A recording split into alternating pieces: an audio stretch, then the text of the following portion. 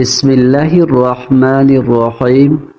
حضرت معاذ رضی اللہ عنہ بیان کرتے ہیں، میں نے عرض کیا اللہ کے رسول، مجھے کوئی ایسا عمل بتائیں جو مجھے جنت میں داخل کر دے اور جہنم سے دور کر دے۔ آپ صلی اللہ علیہ وسلم نے فرمایا، تم نے ایک بہت بڑی بات کے متعلق پوچھا ہے، لیکن وہ ایسے شخص کے لیے آسان ہے جس پر اللہ تعالیٰ اسے آسان فرما دے۔ تم اللہ کی عبادت کرو اور اس کے ساتھ کسی کو شریک نہ بناؤ، نماز قائم کرو، زکوٰۃ ادا کرو، رمضان کے روزے رکھو اور بیت اللہ کا حج کرو۔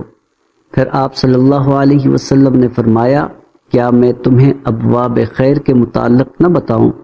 روزہ ڈھال ہے، صدقہ گناہوں کو ایسے مٹا دیتا ہے جیسے پانی آگ کو بجھا دیتا ہے، اور رات کے اوقات میں آدمی کا نماز پڑھنا گناہوں کو مٹا دیتا ہے۔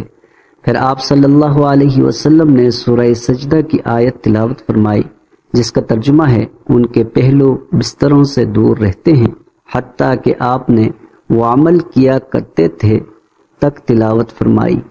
پھر آپ صلی اللہ علیہ وسلم نے فرمایا، کیا میں تمہیں دین کی بنیاد، اس کے ستون اور اس کی چوٹی کے متعلق نہ بتاؤں؟ میں نے عرض کیا، کیوں نہیں اللہ کے رسول، ضرور بتائیں۔ آپ صلی اللہ علیہ وسلم نے فرمایا، دین کی بنیاد اسلام ہے، اس کا ستون نماز اور اس کی چوٹی جہاد ہے۔ پھر فرمایا، کیا میں تمہیں ان سب سے بڑی چیز کے متعلق نہ بتاؤں؟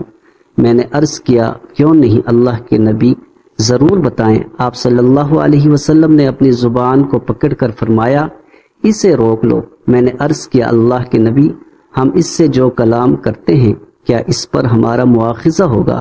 آپ صلی اللہ علیہ وسلم نے فرمایا، معاذ، تیری ماں تجھے گم پائے، لوگوں کو ان کی زبانوں کی کاٹ ہی ان کے چہروں یا تندوں کے بل جہنم میں گرائے گی۔ ویڈیو اگر پسند آئی ہے تو ضرور چینل کو سبسکرائب کریں، ویڈیو کو لائک کریں، پیارا سا کمنٹ کریں۔ شکریہ۔